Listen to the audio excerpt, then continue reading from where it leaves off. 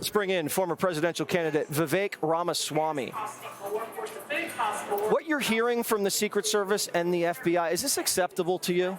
I think it's unacceptable level of non-transparency.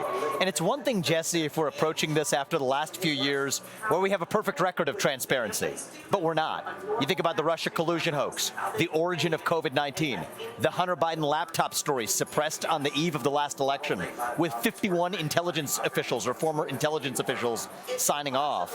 We're at a place of low trust in this country. So I'm going to be guided by the facts. But what I will say is, right now, more than ever, transparency is everything. The reason people don't trust the government is the government no longer trusts the people with the truth. And I think this is one of those occasions to say that, yes, we need accountability, we need transparency. President Biden should be doing a far better job than he has been. I think he would earn a lot of political points if he did. He should do it for the right reasons. But if he stepped up and said, you know, not only is this unacceptable in the United States, but the Secret Service failed in its mission and we're going to get to the bottom of what happened, that alone would inspire some confidence in the man who's supposedly the current commander-in-chief, but has done so many things, Jesse, he has fallen short on this one alone. And I think the reality is we're going to have to see other people, other leaders, hopefully the next president of the United States, Donald Trump, step up and fill that leadership void. We're now hearing reports that almost 25, 30 minutes before the shooting, there were two locals that photographed and then transmitted the photos and then called in that this guy was acting suspicious once they saw him on the roof, once they saw him on the ground. How is it, if you have a counter-sniper team and all of these security officials, that no action was taken, Vivek? I just don't understand it. Look, I think that, A, there's the facts of what actions were or were not taken, and it doesn't sound good based on what you've done, and I think you're doing important work in asking the hard questions that need to be asked. But there's the second question of the caginess of the existing apparatus to respond to those questions. And I want to draw a distinction, Jesse. There's a lot of people who do work in that bureaucracy who are individually good people. Look at the people who put their own bodies on the line. They were taking the gunshot instead of President Trump.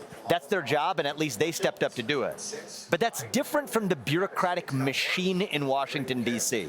And as Republicans, that's the distinction we need to draw. Are there individual good people mostly working in Washington, D.C.? Yes.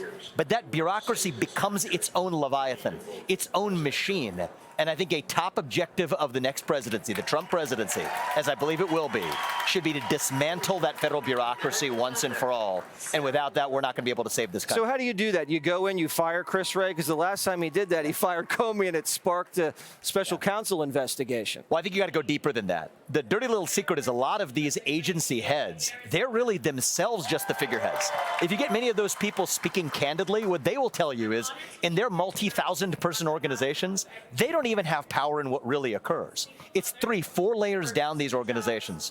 So I personally believe, this is my opinion, I think we need a 75% headcount reduction across the board.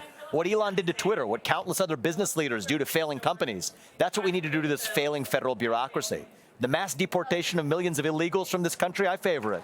But the mass deportation I really favor is millions of unelected federal bureaucrats out of Washington, D.C. That's how we get this country back. Can we put you in charge of that? Can you just go in there and just shed 20% of the bureaucracy? I'm talking 75%. 75%, all right. That was a core premise of my presidential candidacy. But I would say President Trump shares that same spirit. When he said drain the swamp, that's part of what he meant. Now, one of the things to know, Jesse, is the Supreme Court has given us some great precedents this year. A president has never been more armed to actually take down this bureaucracy than he has been right now. So to those who will say, why didn't President Trump do it in 2017? Well, the answer is he didn't have the legal and constitutional toolkit that the Supreme Court has now given us. So I think it's a unique moment in our history. It is, and he'll have a mandate if he's reelected. Thank you very much, Vivek. And we'll see your speech, is it tomorrow night during this hour, I believe. All right. Thank you. Click here to subscribe to the Fox News YouTube page to catch our hottest interviews and most compelling analysis. You won't get it anywhere else.